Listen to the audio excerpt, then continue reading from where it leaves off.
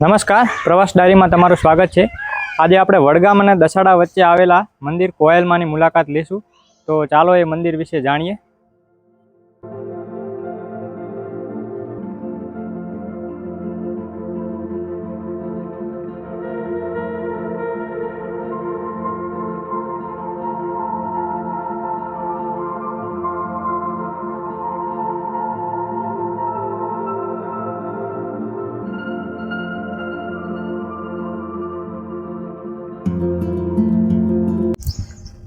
સુરેન્દ્રનગર જિલ્લાના દસાડા અને વડગામ ગામની વચ્ચે આવેલું આ માતાજીનું મંદિર છે, જે મૂળ ચામુંડમાં છે, પરંતુ કોયલમાં તરીકે ઓળખાય છે અને અનેક શ્રદ્ધાળુઓ અહીંયા દર્શન માટે આવે છે।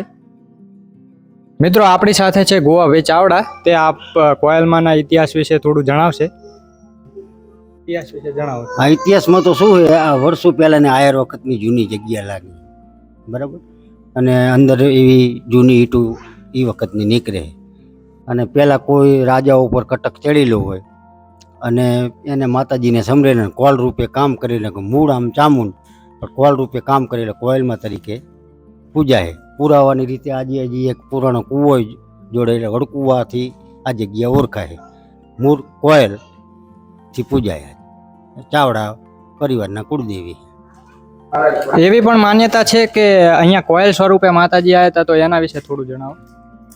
હા, એટલે આમાં તો શું આગળથી જે આ વાતમાં અમને મળેલી અને જે કંઈ ગાઈડિયાઓ વાત કરતા હતા એના પરથી અમે તમને જે કંઈ વાત કરીએ કે ભાઈ આ રીતે કોઈ કટક ચડીને આવેલું હોય અને પછી હામલ્લા ધણને પહોંચીએ કે એવો નહોતો રાજા એ, એટલે એને માતાજીને સમર્યા, એટલે માતાજીને સમર્યા પછી એને એમ તો મને કઈ રીતે ખબર પડે કે મારી તું મારા ભેગી। પછી માતાજીએ કીધું કે તું તમ તાર નીકળ, તારા ભાલાની અણી હું કોયલ થઈને આવીને બેહું તો તું માનજે કે ચામુંડ તારા ભેગી છે। ત્યારથી આ કોલરૂપી કામ કર્યું એટલે કોયલમાં તરીકે પૂજાય। અહીંયા લોકો માનતા પણ રાખે છે, તો કયા પ્રકારની માનતા રાખે છે?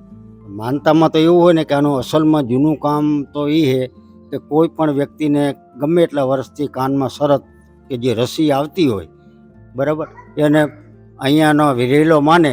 રેલો એટલે શું હોય, તમે 50 ગ્રામ દૂધ લાવો તો ચાલે, ઘરનું હોય તો ચાલે, બજારનું હોય તો ચાલે, ગમે તે હોય તો ચાલે, પણ હજારો કેસ એવા છે કે જે ઓપરેશન સુધી પહોંચી ગયેલા છે અને આ બાધાથી માતાજીએ મટાડી દીધેલા છે। એનું મેન કામ માતાજીનું ફરત જેને કહેવાય એ રેલાની બાધાથી મટી જાય, એ મોટું કામ અમારા કોયલમાં। તો એમને સારું એવું આપણાને મંદિરના ઇતિહાસ વિશે જણાવ્યું। પ્રાચીન સમયકાળનો કૂવો પણ અહીંયા આવેલો છે, જેની ઈંટોનું બાંધકામ ઘણું જૂનું હોય એવું લાગે છે। ગાયના આંચળમાં કોઈ તકલીફ થઈ હોય અથવા તો કાનમાં રસી આવી હોય તો એ માતાજીની ટેક રાખે તો એ મટી જાય છે।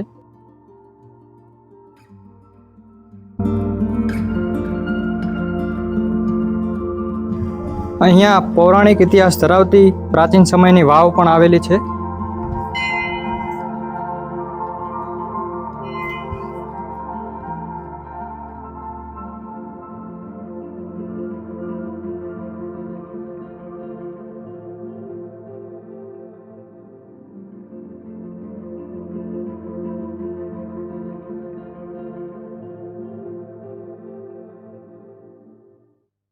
એક શ્રદ્ધાળુ અહીંયા દર્શન કરવા માટે આવ્યા છે, તો વાવ વિશે થોડું જણાવશે આપણને।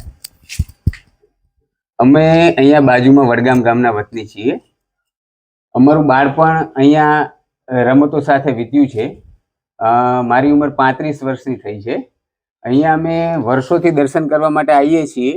અત્યારે હું મારા બાળકને લઈને અહીંયા દર્શન કરવા માટે આવ્યો છું। આ વાવની અંદર જે પાણી આપ લોકોને દેખાય છે, છેલ્લા 35 વર્ષથી હું પોતે જોઈ રહ્યો છું કે આ પાણી ક્યારે આ પગથિયાથી ઓછું થયેલું નથી। અને એવી લોકવાયકા છે કે વાવ છે ને બીજા કોઈ વાવ સાથે સંકળાયેલી હોય છે, અને આ વાવ બીજા કોઈ વિસ્તારની નીકળે છે, પણ એવું કહેવાય છે કે આ વાવની એક ઐતિહાસિક ધરોહર છે અને વર્ષોથી આની અંદર ક્યારે પાણી ઓછું થયું નથી।